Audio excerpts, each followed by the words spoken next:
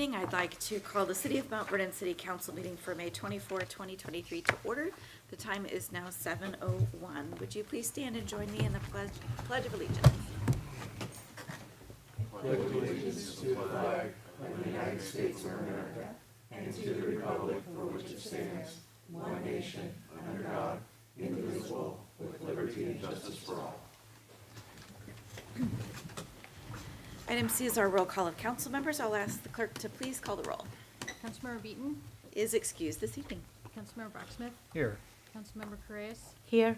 Councilmember Hudson, Here. Councilmember Hulse, Here. Councilmember Molinar, Here. Councilmember Morales. Here. Thank you so much. Under community comments tonight, item 1 is a review of emails from the public. These are comments sent to communitycomments@mountvernon.gov. Doug Valesky, our finance director, is here, and I believe he has one comment to read. Good evening, Mayor and council members. We have one email from public comment tonight, and it is from Lisa Suzanne Hess. Please vote to create a shelter with wraparound services for the unhoused residents of Skagit County. There are so many tents and people congregating on sidewalks near doorways of local businesses. It's becoming frightening to go shopping alone if you are a senior or disabled. I get asked for money in many parking lots in Mount Vernon. I lived here almost 40 years and have never seen it this bad. Please support a permanent facility to help these individuals with their myriad of problems. Sincerely, Lisa Suzanne Hess. Thank you, Doug.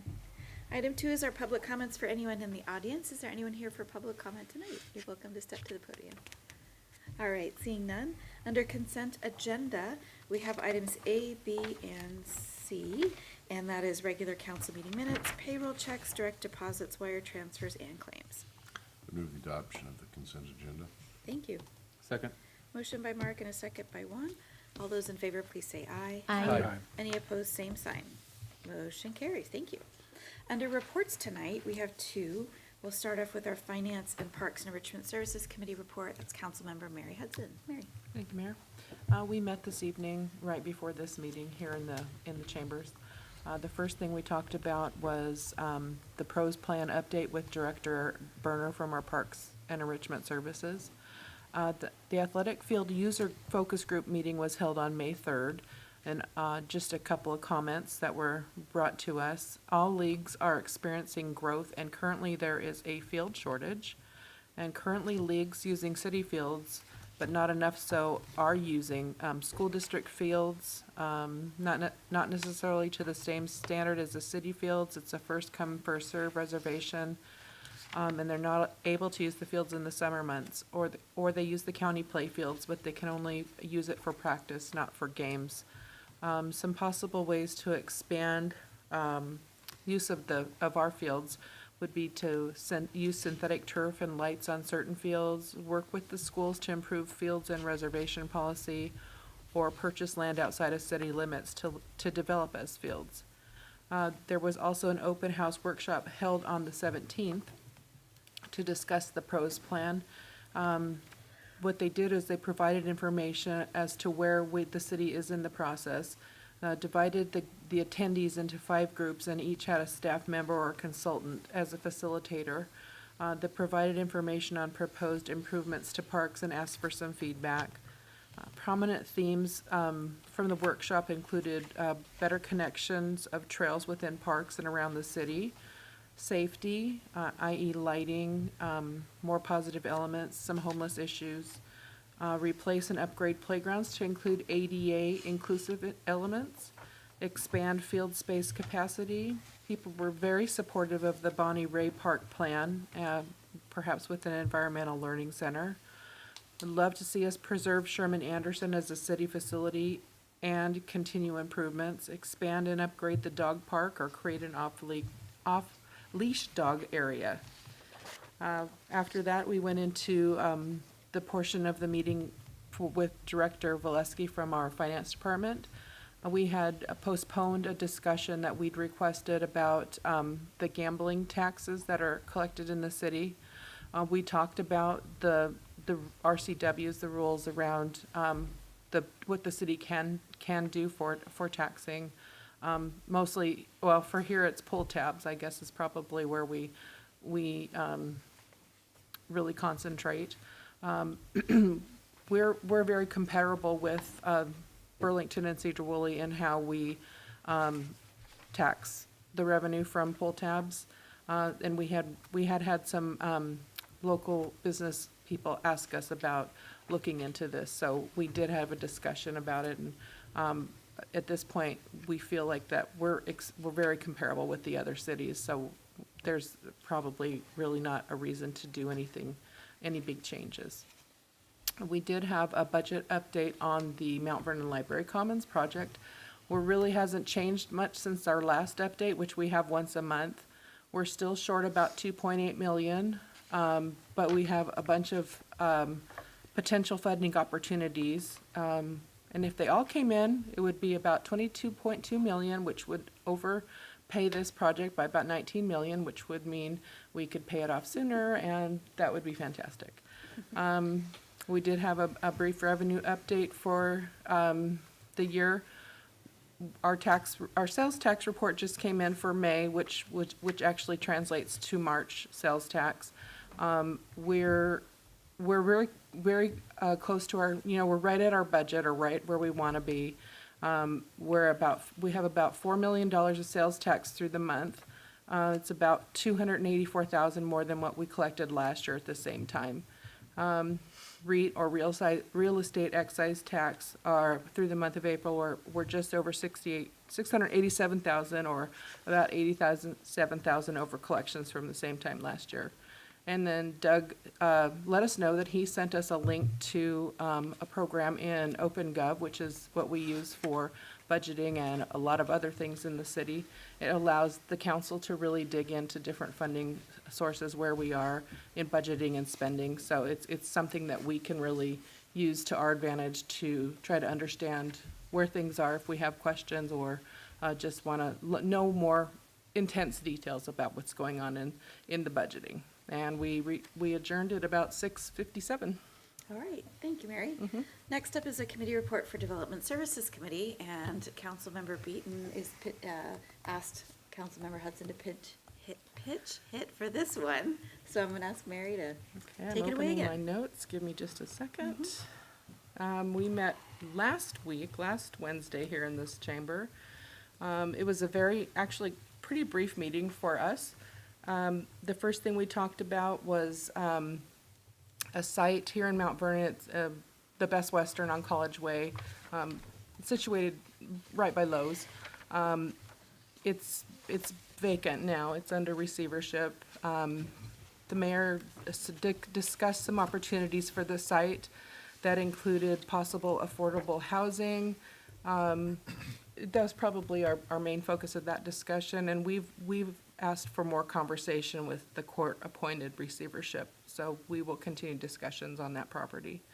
The second item that we discussed was the Blake decision through the state legislature. Kevin Rogerson, our city attorney, provided an update on the decision, which addresses drug possession and public drug use. It's Senate Bill 5536. It becomes effective July 1st and makes knowing possession or use of a controlled or counterfeit substance as a gross misdemeanor, and knowing possession or use of a legend drug without a prescription a misdemeanor. Penalties, court options, including referral, diversion, treatment, and other services were discussed. So we're just starting to dig into that to have a much better understanding, but we're extremely happy that the Washington State Legislature decided to do something before the cities all had to do something on their own. We had miscellaneous for the good of the order. The mayor gave us an update on the Development Services Department and discussed some barbed wire fence regulations and code enforcement actions, as well as policies and potential code updates. We're pausing some of those code enforcements until we can get in and figure out what code changes we'd like to make as a council. Councilmember Brocksmith spoke about a property purchased by Community Action and 1590 funding, and requested that a representative from Community Action come to speak at a future Development Services Committee meeting. And then I asked for an update on the services and rentals at Cascade Landing in Burlington. And then we had a brief executive session, and we adjourned at 7 o'clock. All right, thank you, Mary. Next up, item B, under reports is council member comments tonight. Any council member comments tonight? Okay. Seeing none, we'll move along to mayor's report. Just a quick update on the Mount Vernon Library Commons construction. So currently, the second third of the slab on grade has been poured, and we have one more to pour on June 8, and that's the very bottom concrete of basically the floor of the project. They come out and they do assess how flat the concrete pour went, and it is apparently very, very, very flat, which we're excited. Underground utilities and cast-in-place columns are in progress. That's what we see kind of going up out of the air.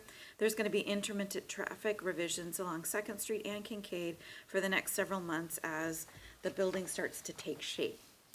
The next picture shows the shoring contractor has been hard at work. They're erecting shoring for the second level deck, and that means that the first deck pour is scheduled for June 12th. So we're going to see the floor completed, then they're going to start working on the second deck. It's pretty soon, so that's exciting to see it come up.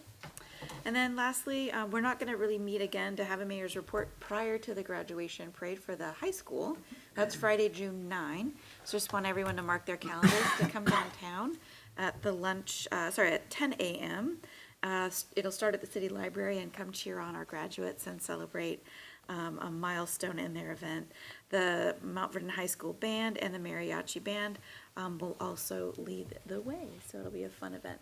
That's Friday, June 9 at 10. All right. Next up is any committee agenda requests from council? Any committee agenda requests tonight? All right, moving right along, there is no unfinished business. Under new business, item A is the street closure request for the Colshan Street Fair, and Jennifer Berner, our Parks and Enrichment Services Director, is here. Jennifer. Good evening, council. Before you is a request for a street closure. Officer Serrano is our officer who facilitates this annual event in the Colshan neighborhood. And so he's got 2 dates that he's looking at here. In July and August. And so looking at closing down, the request is to close the 1300 block of North 26th Street and the 2500 block of Colshan Avenue from 5 a.m. to 5 p.m. On Saturday, June 24th and Saturday, August 12th.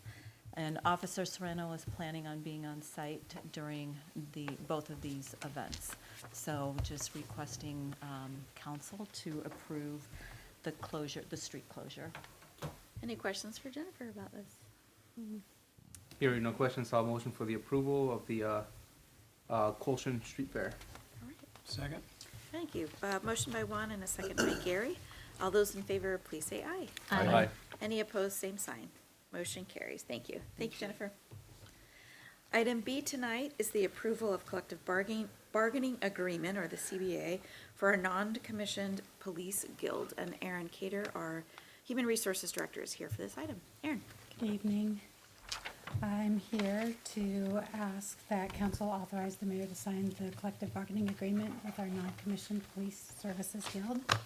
It's a 3-year contract, so spanning from January 1st, 2023 through the end of 2025. Some of the highlights are there's a 3% COLA retro to January 1st this year. 3.25% COLA, a 3% COLA on July 1st.